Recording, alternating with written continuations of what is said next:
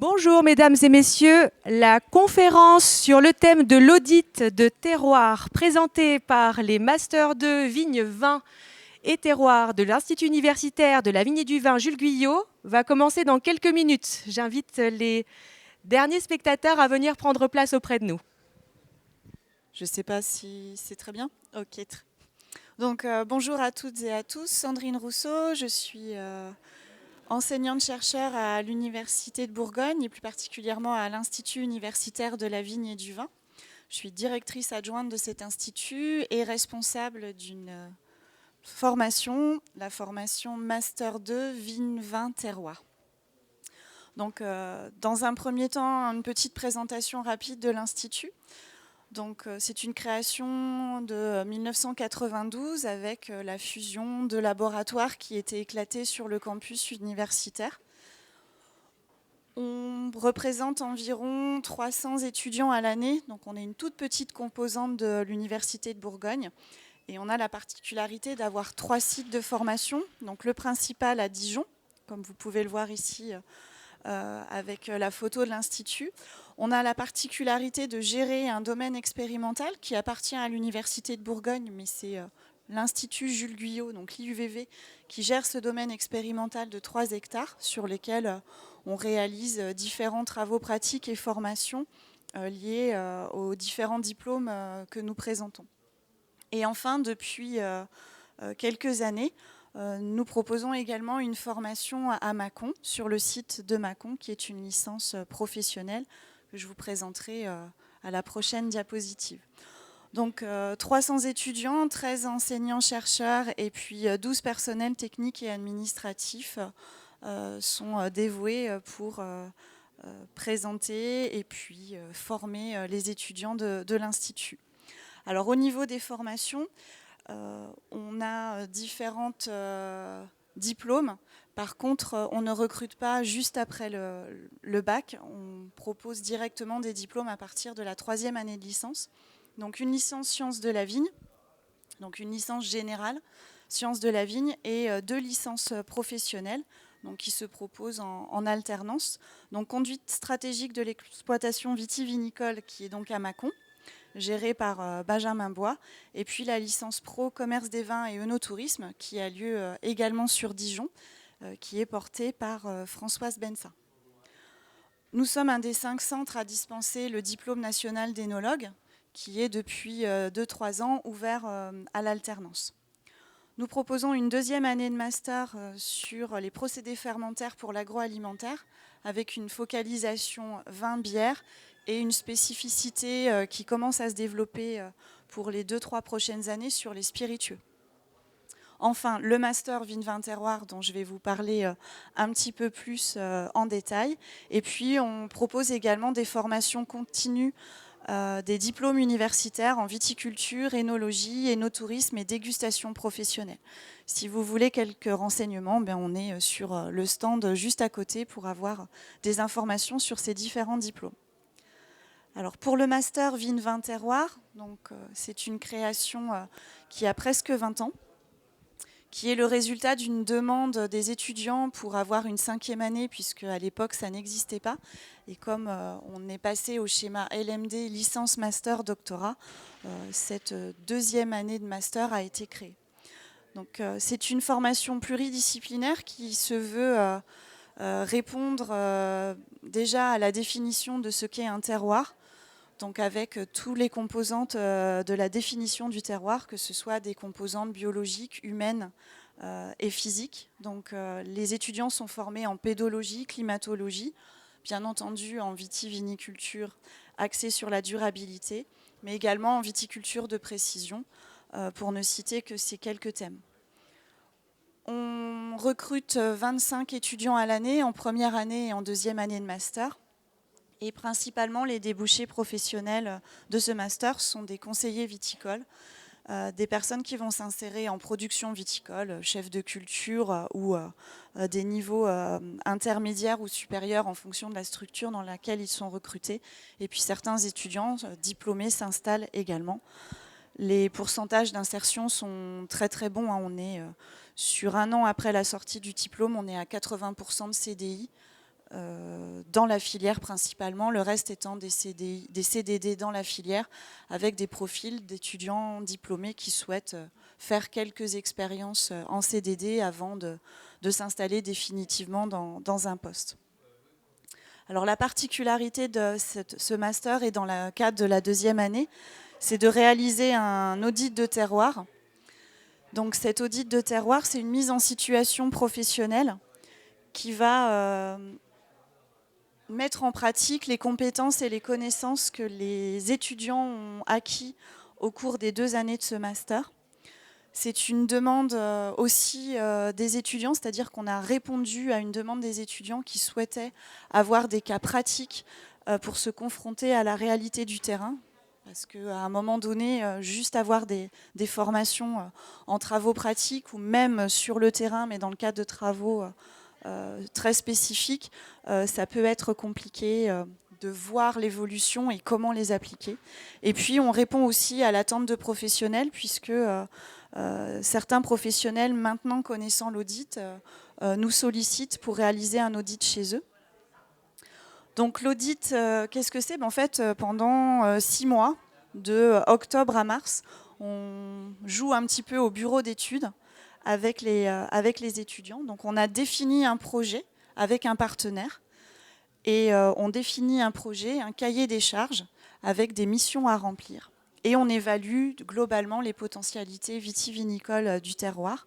Donc on va faire des analyses sur le sol, sur le climat, donc la topo climatique plus particulièrement. Donc on peut faire des projections sur 2050-2100. On parle du changement climatique et il y a des conférences qui sont en train de se dérouler en parallèle, donc on est en plein dans le topic. Sur le sol, la géologie, la pédologie, c'est la caractérisation des sols pour avoir une préconisation agronomique derrière et puis être en mesure de préconiser le matériel végétal adapté. On peut faire un bilan du vignoble pour voir s'il y a des problématiques spécifiques en termes de maladies, de fertilisation. On est amené aussi, dans le cadre de ces projets, à travailler sur des études paysagères, de faire des bilans environnementaux et de préconiser l'implantation d'infrastructures agroécologiques pour des besoins de rendu de biodiversité ou de rendu sur le produit final. Et enfin, car dans le terroir, l'histoire est importante, on peut également travailler sur les impacts historiques, la création d'une appellation et comment elle a évolué, et que ces données historiques peuvent être un point utile pour faire une valorisation et un marketing sur un domaine, pour le positionnement aussi de ce domaine en termes de communication. Donc la coordination de ce projet, elle se fait alors, principalement par 2 personnes. Donc Benjamin Bois, qui est le porteur de ce projet, qui est mon collègue et un enseignant chercheur aussi de l'Institut, et puis moi-même. Et enfin, parce qu'on ne peut pas tout gérer et être responsable de toutes les thématiques, on va solliciter des collègues ou professionnels pour monter une équipe pédagogique qui sera vraiment adossée au projet et qui encadrera les étudiants en fonction des thématiques abordées. Donc tous les ans, en fonction du projet, puisque ce projet est différent tous les ans, eh bien, on va pouvoir solliciter des professionnels et des collègues pour mener à bien ce projet. Donc, comment il se déroule très très rapidement ? Eh bien, dès la rentrée, en octobre, début octobre, les étudiants sont mis devant le fait accompli de l'audit. Donc, on leur présente le cahier des charges et comment va se dérouler cet audit. Donc, on a une semaine de terrain courant octobre, généralement la 3e d'octobre. La climatique, quelle que soit la région, est encore clémente. Et 3 semaines avant de partir, ces étudiants vont travailler pour préparer le terrain, pour mettre en place la démarche et la méthodologie. Donc il y aura des mesures sur le terrain pendant une semaine, donc de vigueur, de maturité si c'est nécessaire, d'observation du vignoble, des cartes de sol seront étudiées, mises en place. Des collectes de données. On peut aussi se baser sur des données qui existent déjà au sein de la structure. On peut également faire des relevés GPS si le cahier des charges le demande. Et puis ensuite, à partir de cette semaine de terrain et jusqu'en mars, eh bien, les étudiants vont réaliser toute une analyse bibliographique pour acquérir des connaissances théoriques sur le sujet, traiter les données acquises ou celles qu'ils ont collectées auprès du professionnel, réaliser des interprétations, des analyses de labo, que ce soit des analyses de sol, de rapports isotopiques si il en est question, et puis de mettre en place ensuite, grâce à ces données, des cartographies, enfin de la cartographie et une réalisation d'une analyse spatiale. Donc c'est un projet pédagogique et ces étudiants sont notés sur la réalisation de ce projet. Donc ils sont notés après toute cette proposition d'analyse et de création de données. Donc ils créent une base de données qui sera remise aux professionnels. Ils seront notés à partir du rapport qui sera rendu, qui est bien entendu validé par les experts. Et puis également, il y aura une restitution orale qui sera faite avant qu'ils partent en stage, puisqu'ensuite la fin du deuxième semestre, enfin le deuxième semestre est dédié au stage.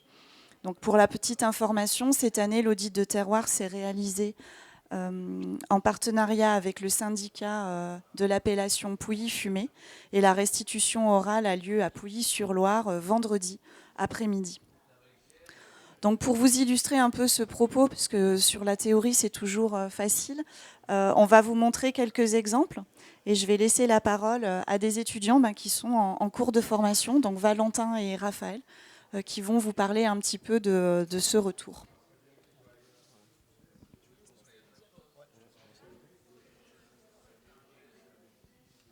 Donc, dans un premier temps, on a une réalisation de carte des sols et de zonage. Alors, ça, c'est fait via, comme on peut le voir sur cette carte, il y a un grand nombre de creux de tarières qui sont effectués.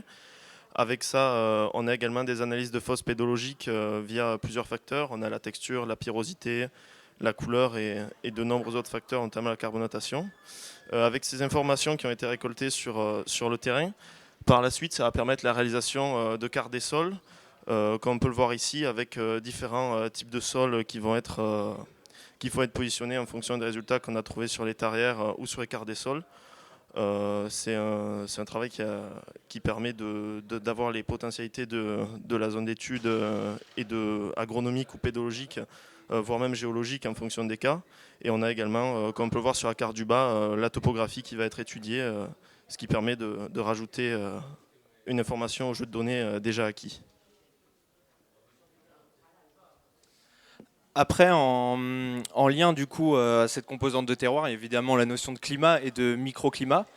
Donc pour cela, on étudie du coup les variations de température sur la zone d'étude, donc en fonction que ce soit sur un domaine, sur une appellation, avec du coup toute une batterie de capteurs de température. Et ça nous permet ensuite de vraiment isoler par exemple des événements climatiques exceptionnels, comme identifier les risques de gelée, ou alors plutôt en période estivale les risques de stress thermique, stress hydrique.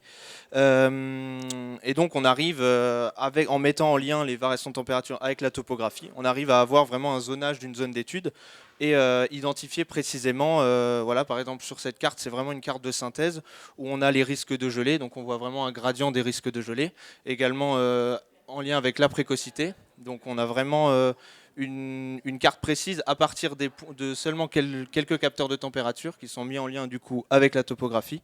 On a tout un zonage qui peut être fait sur la zone. Et du coup, en lien aussi, on fait, quand on est à l'échelle d'un domaine plutôt, c'est plus facile à mettre en place un diagnostic au niveau de la vigne, donc au niveau des différentes zones en fonction de la vigueur, du coup de la maturité qui est fait avant.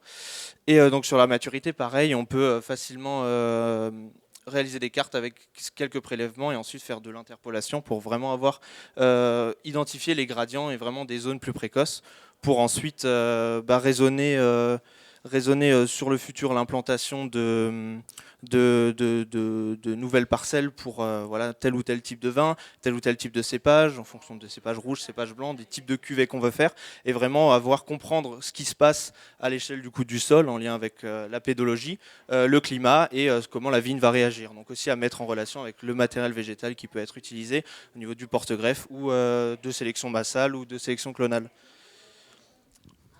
Et donc effectivement, comme c'était dit précédemment, il y a également une analyse historique. Ça permet un peu de comprendre ce qui s'est passé sur la zone d'étude et pourquoi telles choses en sont arrivées à être ainsi ou pourquoi il faudrait changer. Ça permet de mettre en valeur les éléments du présent via l'utilisation de ce qu'on connaît par le passé.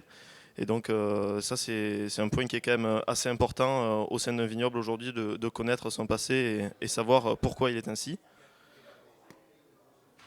Ensuite, ce qui est également réalisé, il y a une étude paysagère de toutes les zones qui ne sont pas que au sein des vignes, mais également ce qui les entoure. Comme on peut le voir sur cette carte, on a de nombreux éléments qui sont étudiés, les routes, les chemins, mais également tout ce qui est végétation avec les talus, les vergers, les zones buissonnantes. En fait, ce qui est agricole et ce qui ne l'est pas, ça permet de connaître un peu le pool de biodiversité qu'on a aux alentours de la zone d'étude, et donc de pouvoir le mettre en avant également, et donc d'avoir une utilité au sein de la commercialisation et de la communication de l'audit.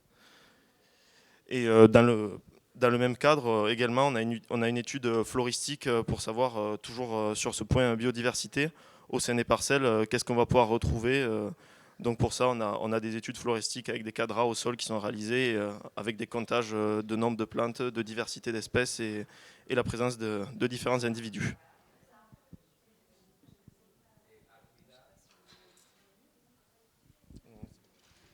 Alors après, comme c'est un projet pédagogique, c'est pas la responsable qui peut en parler le mieux, mais qu'est-ce que ce travail vous apporte par rapport à votre cursus et votre futur professionnel?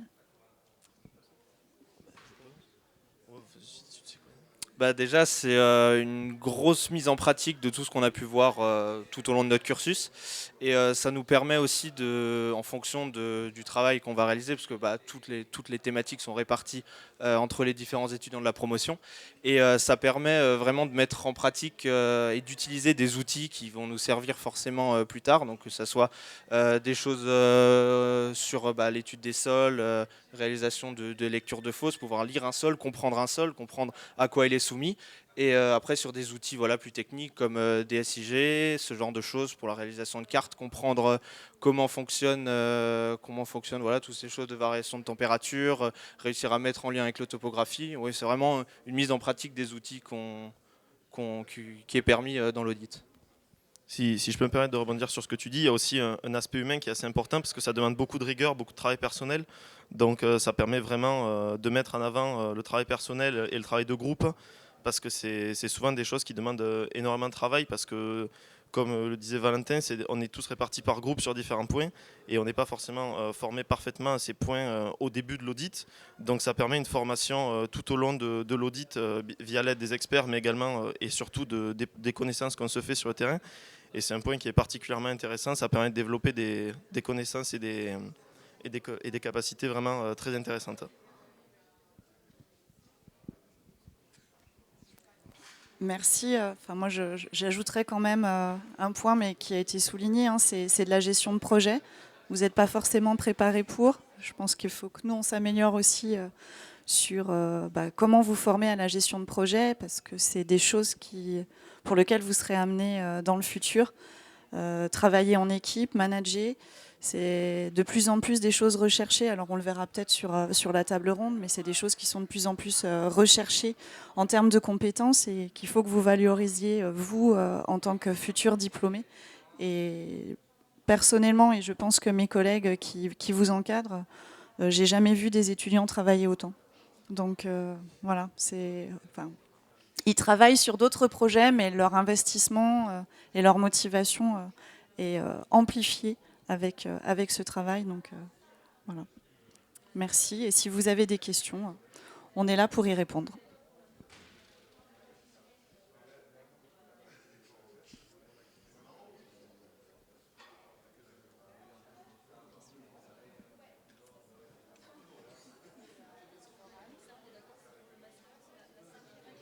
Oui, c'est la 5e année du master. Alors attendez, peut-être je vais vous passer le micro. Donc c'est la 5e année de master dont vous nous avez parlé, et donc vous parliez qu'il y a la 4e année, donc où on rejoint à la fin du DNO, où on rejoint en première année de master. Alors le DNO, c'est aussi un bac plus 5. En fait, nous, on propose une licence 3 sciences de la vigne, qui est la 3e année. Généralement, le profil des étudiants qui rentrent dans cette licence, c'est des BTS. Ça peut être des licences générales d'université en biologie végétale ou en géologie. Ça peut être aussi des IUT, ne pas oublier, parce que Valentin a ce cursus, par exemple, et Raphaël, tu as un cursus BTS. Donc, ils sont venus faire la licence. Et à partir de la licence 3, il y a 2 voies qui se séparent. Soit une voie vraiment axée viticulture, avec le master, et ils rentrent en première année pour acquérir des compétences et des connaissances, et ensuite une grosse mise en pratique sur la 2e année du master, avec l'audit particulièrement, mais il n'y a pas que l'audit, parce qu'ils ont aussi d'autres cours en parallèle et des examens aussi à la fin. Et si ce n'est pas cette voie de viticulture, c'est la voie énologie, avec le diplôme national d'énologue. Parfois, certains étudiants qui ont fait le master vont se former aussi ensuite au DNO, pour pouvoir avoir la double compétence forte. Oui. Alors, ce n'est pas vraiment des passerelles. Par exemple, des étudiants qui vont sortir en juin, enfin, allez, septembre, parce que vous avez encore votre stage, qui vont sortir avec le diplôme de master en juin, peuvent candidater au DNO. Et ils vont reprendre sur les 2 années DNO, mais avec des dispenses dans certaines matières, parce qu'ils auront déjà vu certaines choses. Et à l'inverse, on peut faire le cas inverse, c'est-à-dire partir de la licence en DNO et ensuite venir faire le master, là encore en 2 ans, mais avec des dispenses sur certains points potentiels. Alors le DNO, depuis 2 ans maintenant, la première et la 2e année est en alternance. Pour le master, il faudra attendre 2024. On est en train de le mettre en place. Et comme on est soumis aux changements liés au ministère, on a des contrats de 4 ans et tous les 4 ans, on peut modifier. Donc, on est en pleine modification pour proposer le master en alternance. 15 jours, on a déjà un peu raisonné tout ça. Merci.